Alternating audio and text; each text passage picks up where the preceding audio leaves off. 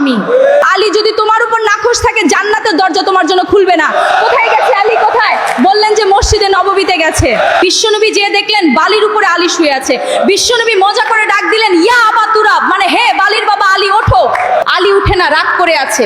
বিশ্বনবী এদিক দিয়ে তাকায়, আলী ওই দিকে তাকায়। বিশ্বনবী যে বলেন, আলী রাগ করো না, ওঠো, তুমি আমার চাচাতো ভাই, আমার ঘরেই তো তুমি মানুষ হয়েছো। ঘাপটি মেরে হাতটা ধরে টান দিলেন। এরপর আলী উঠতে বাধ্য হলেন, ঘরে নিয়ে আসলেন। নিয়ে এসে বিশ্বনবী খাটের মাঝখানে শুলেন, ডান দিকে শোয়ালেন আলীকে, বাম দিকে শোয়ালেন ফাতেমাকে।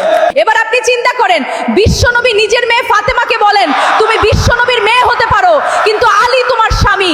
আলী যদি তোমার উপর নাখোশ থাকে, জান্নাতের দরজা তোমার জন্য খুলবে না। তাই আপনার স্বামীকে নাখোশ করে জান্নাতের দরজা বন্ধ করবেন না।